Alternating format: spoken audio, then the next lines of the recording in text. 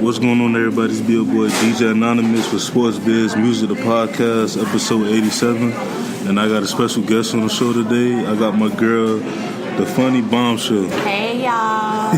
How you doing? I'm great. I'm happy to be back home. So, before we get into, the questions and everything, can you introduce yourself to the people? Well, I go by the funny Bombshell for short. You can find me on social media. I'm on Facebook, YouTube, and Instagram at the funny Bombshell. Anytime you need a pickup, a good laugh, you just having an overall bad day, you can go to my page and I can guarantee you gonna laugh. Guarantee. Okay, and I ain't just saying this because it's me, but I'm saying it because it's me. So tell us about the beginners. What made you want to get into the comedian industry, being a comic?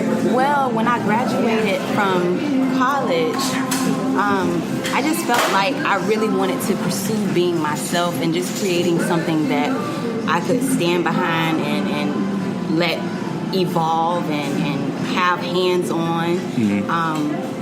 But yeah, it kind of became a life of its own. I just started doing videos and it just evolved into me doing different characters. So I can't really tell you how it happened. I feel like God just gave it to me and I just went with it and it's working, you know? Right. You said before the podcast, actually before we started recording the podcast, you said you went to school to try to be an actor?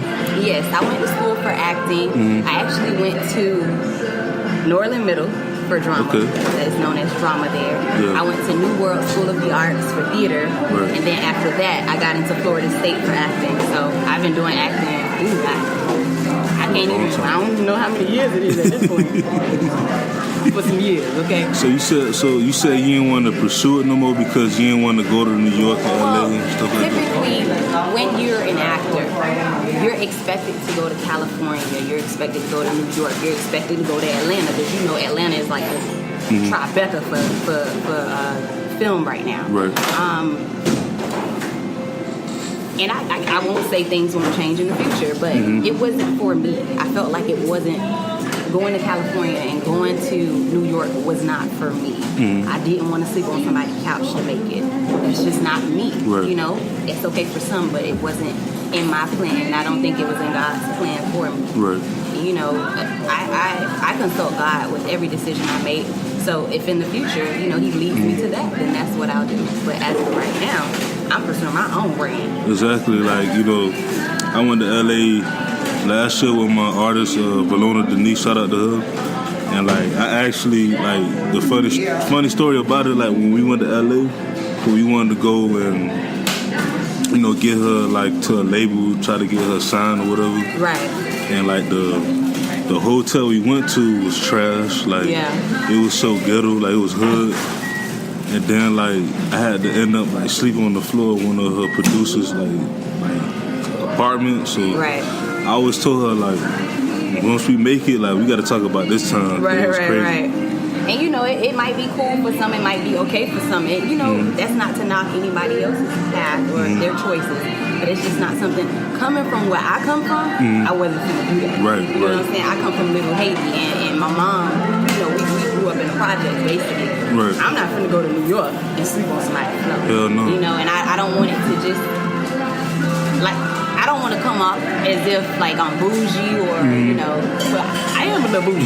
It is what it is. But coming from the struggle, I ain't want to have to struggle no more. Yeah. You know what I'm saying? So that's, I think, why this happened the way it did. Right. So nowadays, you see that social media is the gateway to everyone's success. So what was I guess your first video that you did to get into being a comic on social media? My very first video, I actually thought it was one that I did for a homecoming event in Tallahassee, but it was actually me acting like a crazy girlfriend. That's really how I started my videos. I don't know why I did it that way, but I think that was an emotional release, low-key. If I have to be honest, because I was a little crazy. I still am a little crazy. Right.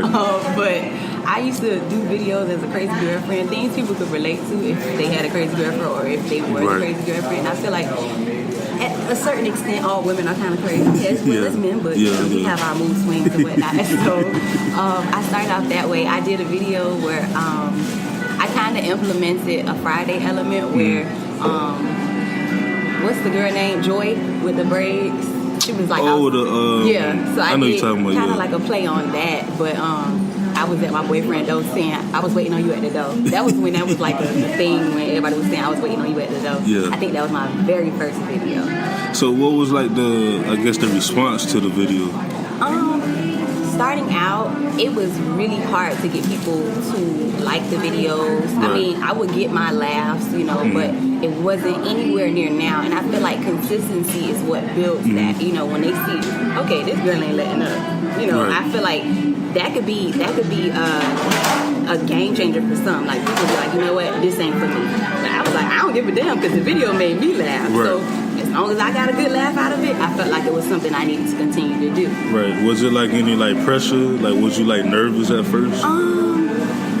About how it would be received? Yeah. Oh yeah. When I first started, I would send my videos to a group of close friends that I knew, and I would ask them for feedback. And then it got to a certain extent. I think they got tired of my ass. It got to a certain extent where they were like, "Just post them. You don't gotta run it past us no more. Just post it." Right. So, also before we start talking, like before we started like recording the podcast and stuff, we was talking about like, is it like a competitive, like a friendly competitive between like the up and coming comedians down here in South Florida? Because you got TP Miller, we got Fat and Funny, you have all these comedians. Like, is it like a slight competitiveness, like, or? No, not on my part. I don't believe in competing with anybody but myself. And I say that because what is there to compete for? What are we? You know, we should be working together. I don't see. Honestly, what would you say would be something that we could compete? I mean, how many times a person posts, like compete in how many times a person is posting? I mean, it sounds crazy to me. I mean, you know, you remember back in the day in school, like, you know, like the class clown or like the comedian of the class. Yeah. Always try to rank on somebody, and then somebody else trying to compete and rank on that same person. I guess like something like that, yeah. Like a friendly competition. Nah, not on my part. I'm just not that type of person. Right. I mean, for me, I'm just trying to prove myself and anybody else that's not a believer. I'm just trying to prove them wrong. If that sounds cocky, then it is what it is. But I'm trying to prove myself that I can do it, that I can pursue this dream that I set out to do in 2015, that it will come to fruition, because it's a faith walk. Right. You know, at times, your faith can get weak. Right. And so I'm just trying to keep the faith and remember what God told me He was going to do. Because, like I said, I feel like this just fell in my lap. Right. After college, you can go through a period of, like, what the hell did I just go to school for? Hell yeah. Did I waste all this money, you know? Yeah. I'm working on my doctorate right now, and I'm still figuring out, like, why did I go for it? But God always got a plan for us, you know, so that's why I got to stick to it. And that's one of my slogans. God has a plan for my brain. Period.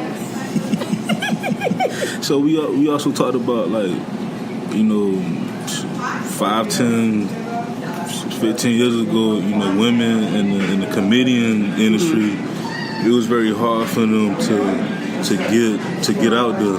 Right. Do you think, is it because of women empowerment in general that every woman is sticking together? I mean, history is showing that, you know, of course, it's a more male-dominated industry, you know, because of the fact that we didn't have certain rights and stuff like that. It's kind of sad that, you know, there aren't that many females in entertainment, period, you know. Well, specifically with comedy and even with female rappers. Yeah. It just sounds crazy to me that, you know? I think, like, this is the first year, actually, that we have multiple female rappers that, like, Megan Thee Stallion, like, I love her. Right.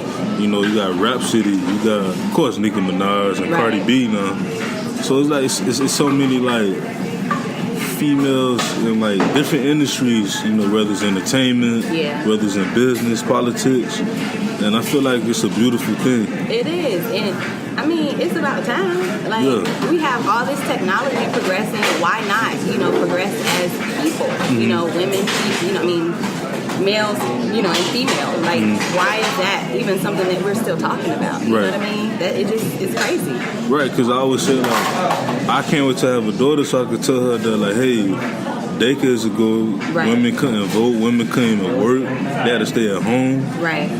So, like, look at, like, now, like, you have, like, someone like yourself and everyone else that's working hard and has been in the brand for themselves and also opened up doors for other women and even young men to come in the game and stuff like that. Yeah, it's pretty dope, and I just can't wait to see it evolve, and it get better, and you see more people stepping out and doing, getting into the entertainment business and stuff. I believe it's gonna get better, Right. I see a lot more people branching out into it, and I think we have hope. Right. Yeah, a lot of hope. So, especially in Miami. Yeah, because that's another thing I want to talk about too. Like, especially in the comedian in the comic world. Do you think that social media actually helps show light that we are really funny down here? Right. I really think it does, and I think a lot of people are asleep on social media because. You could be in Miami and your video could be seen by somebody in Hollywood. Right. You can't deny that, social media brings opportunities to people. Nobody can deny that. Right. You know what I mean? So I feel like if you have a talent and you're trying to get out there, you need to be on social media. All platforms if possible, Right. And let's talk about business. Like, I see that you own your own entertainment, company. Like, what made you want to do that? Well, I have a plan for what I'm trying to do. I just wanted to do something that I felt like a lot of people weren't doing. And I feel like I'm gifted in different areas. And honestly, like I said, I want to branch out and do my own thing. I feel like I'm just gifted in different areas. I can direct, I can act, I can edit videos, to kind of branch off into the other things that I'm gifted with. I'm good at interior decoration. Oh, wow. I think I have an ear for music, an ear for good music. I have an eye for editing videos, and I feel like that's why my videos are able to kind of flow, because I can kind of tell, okay, something ain't right there, something needs to fit there. And a lot of that is where my acting training came in. Right. I feel like as a creative, like, you have to be able to do different things. That's what makes you a creative. And so the Funny Bombshell Entertainment, I wanted that to be a life of its own, and I'm still figuring out exactly what I'm going to do with that. So for right now, it's geared towards me. But once I grow bigger and, my brand expands, it's going to branch out into other things. So would you want to, your plan is to also sound like different talents? Yes. And different avenues? Exactly. Well, that's the thing. That's what I love about, like, being from Miami and being from Florida in general, that we always doing like 10 things at the same time. Exactly. But you got that hustler mindset. Yeah, people don't understand that, like, we planned this a long time ago. Exactly. Like, I remember when I was like 10, I had just found out that, like, my great grandparents, they owned like the whole 7th Ave. Like, they had the laundry mats, they had the barber shops, they had the dry cleans, they had everything. So for me, I was like, shit, I already know what I want to do when I grow up. Right. I want to be an entrepreneur, but it always started at like one thing, like that one seed. So like you do your own stuff on IG, and then you own your own company and stuff like that. Yeah. Like, that's showing that you're going the steps that you want to spread out. And for some, it might go boom real quick, but I don't want the quick boom. You want to, because I want to, I want to have longevity, and I want to know how to do different things. I want to know how, I want to fall, so that I can know, okay, what I did wrong. I want to really experience it, so that way I can have as much information as is necessary. Yeah, because a lot of people, they want to have the quick money and stuff, but they don't understand that, like, Bill Gates didn't become a billionaire overnight. Right. It took him years. Him and his speak on that, that's one thing I love about myself, and I don't want to sound cocky at all, but one thing I I love about myself, I'm not the type that's gonna act like I got it. If I ain't got it, I ain't got it. But I'm gonna do the best that I can with what I have. Right. You know what I mean? I'm gonna figure it out. I'm very resourceful at that. So I'm gonna figure something out. You know, goddamn it. I ain't the type to throw money in the club. I'm not that type. I'm not the type to go buy, you know, Gucci this, Gucci that, whatever.